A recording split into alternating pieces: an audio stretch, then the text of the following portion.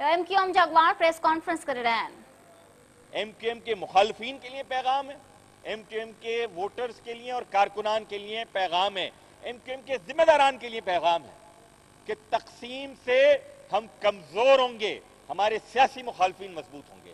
اس لیے ہم انشاءاللہ تعالیٰ آپ دیکھیں گے کہ ہم سب اور جو دیگر ساتھی بھلے وہ بہادر آباد میں ہوں یا PIB کالونی میں, ہم سب مل کر لوگوں سے اس سارے سیاسی اور تنظیمی نقصان کی تلافی کے لیے کام کریں گے, اور بہت جلد ہمیں یہ امید ہے کہ انشاءاللہ تعالی ہم تنظیم کو دوبارہ یکسوئی کے ساتھ ایک ہی رخ پہ لے جانے کی کوشش دوبارہ شروع کریں گے.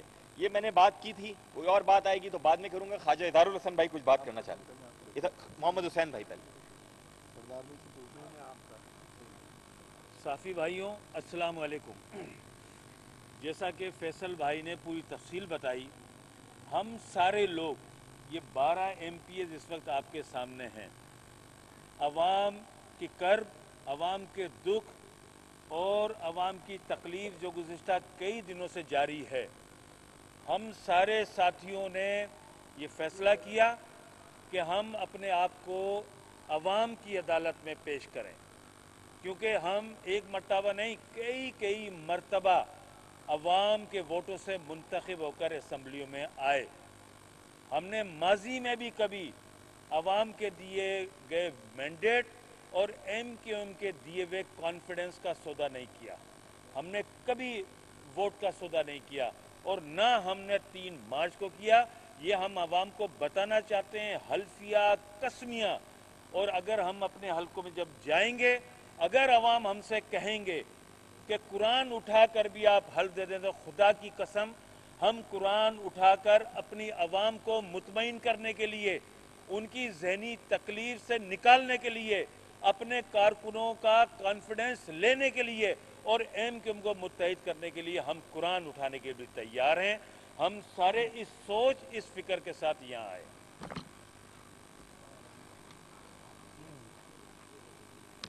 بسم اللہ الرحمن الرحیم.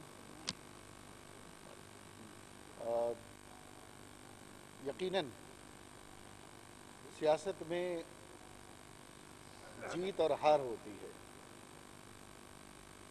اور جیتنے والا ہر طرح سے پاکستان کی جو سیاست ہے, جو موروثی فرسودہ جاگیردارانہ وڈیرانہ نظام کے تحت چل رہی ہے, اس میں طاقت اور پیسہ وہی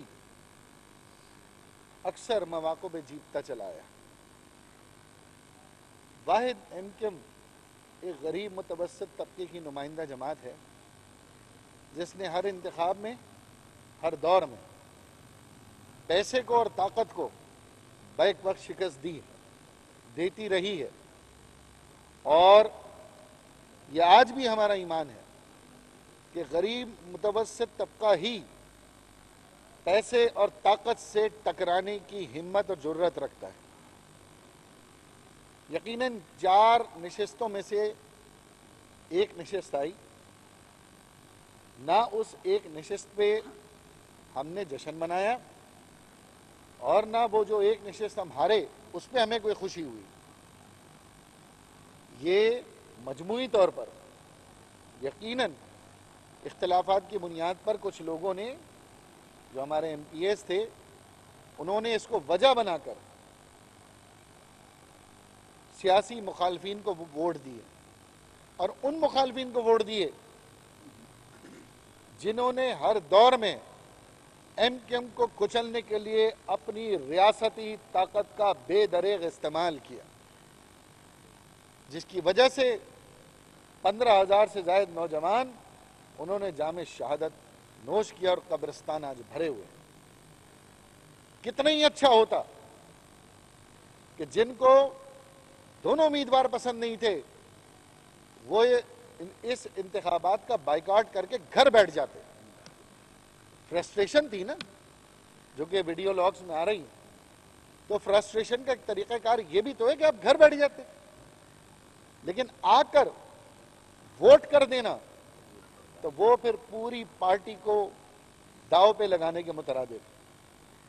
پارٹی میں فیصلہ سازی ہو رہی تھی, یہ بھی ایک ممکنہ فیصلہ تھا کہ دونوں امیدوار نہ ہوں، پھر یہ بھی فیصلہ آ گیا کہ دونوں امیدوار ہوں، لیکن تنظیمی ڈسپلن یہ کہتا ہے کہ امیدوار کوئی بھی ہو اسے ہمیں ووٹ کرنا ہے۔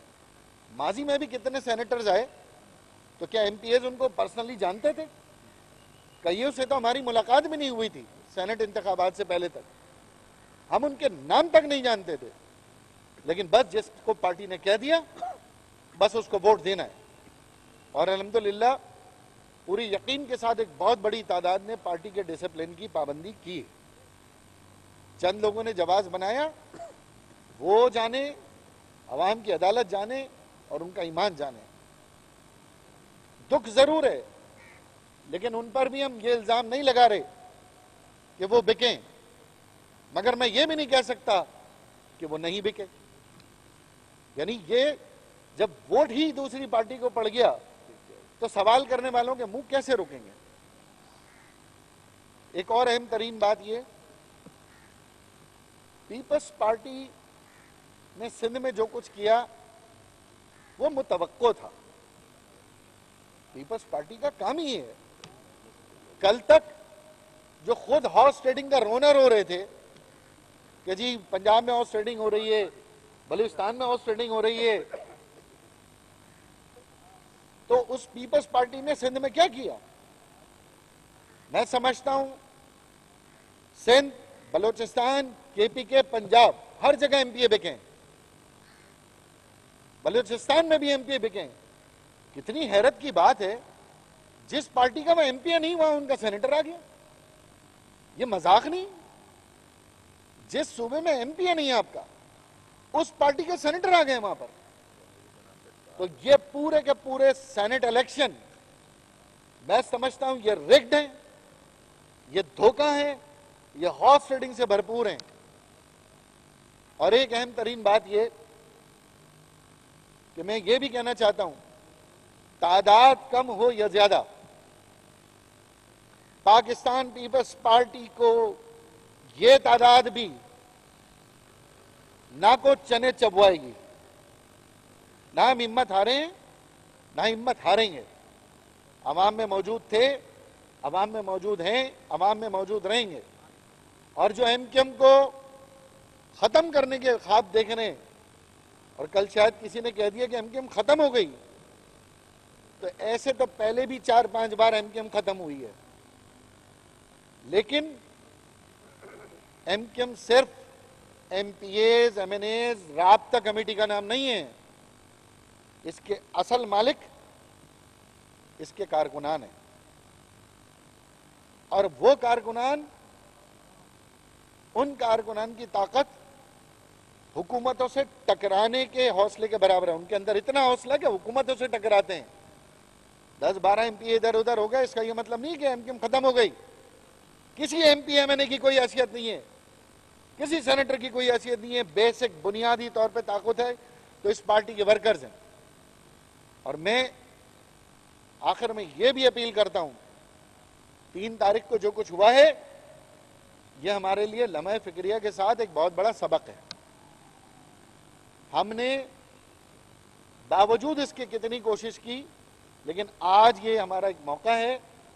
میں دونوں طرف کے محترم اراکین رابطہ کمیٹی سے ایک بار پھر گزارش کرتا ہوں کہ ہم پھر ایک دفعہ بیٹھتے ہیں، پھر سر جوڑ کے بیٹھتے ہیں، اور آنے والے نقصان سے بچنے کے لیے متحد ہو کر کوئی ایسی حکمت عملی بناتے ہیں تاکہ ورکرز کی عدالت میں، کارکنان کی عدالت میں ہم سرخرو ہو سکیں۔ اور کارکنان سے یہ بھی، جس طرح فیصل سدواری بھائی نے کہا، محمد حسین بھائی نے کہا، کہ ہم بالکل اپنی جگہ پہ ڈٹے ہوئے اور آنکھ سے آنکھ ملا کے سب سے بات کر رہے ہیں اپنے مخالفین سے، جو اس بات کی دلیل ہے کہ ہمارے اندر نہ کوئی ڈر ہے، نہ ہم نے کسی لالچ کو قبول کیا ہے، نہ ہم کسی طاقت سے ڈرتے ہیں۔ ہمیں معلوم ہے کہ ہمارے للکارنے کا اور حکومت کو للکارنے کا، ہمیں پتہ ہے کہ حکومت ہمیں کس کس طرح سے جواب دے گی، لیکن ہم سب ذاتی طور پر ہر طرح کی آزمائش سے باہر آئیں۔ 32 مقدمات ہمارے اوپر ہیں، اس کے باوجود بھی ہم حکومت کے ساتھ ڈٹے ہوئے ہیں، اس کے سامنے ڈٹے ہوئے ہیں۔ آج کے بعد اگر مزید 32 مقدمات بھی بنانے تو وہ بنائیں. ایم کیو ایم کسی بھی صورت نہیں بکے گی. بکھرنے اور تھوڑی سی ایم کیو ایم کے اوپر جو تکلیف آئی ہے، جیسے فیصل بھائی نے کہا، اس مشکل وقت میں اس کا فائدہ ضرور اٹھایا ہے، لیکن یہ فائدہ آج آخری فائدہ ہے. اس کے بعد کسی کو فائدہ نہیں اٹھانے دیں گے انشاءاللہ.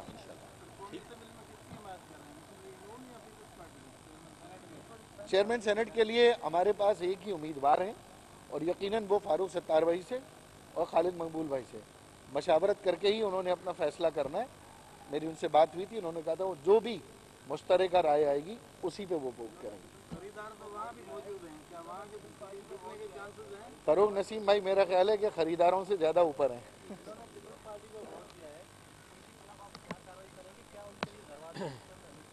یہ ہم تمام ایم پی ایز کا ایم کیو ایم کے ذمہ داران سے، فاروق ستار بھائی سے بھی، خالد مقبول بھائی سے بھی، سب سے یہ مطالبہ ہے، اور کہ ان تمام ایم پی ایز کو جنہوں نے علل اعلان ایم کیو ایم کو ووٹ نہیں دیا، ان کو اظہار وجوہ کا فی الفور نوٹس تنظیمی قواعد کے مطابق جاری کیا جائے.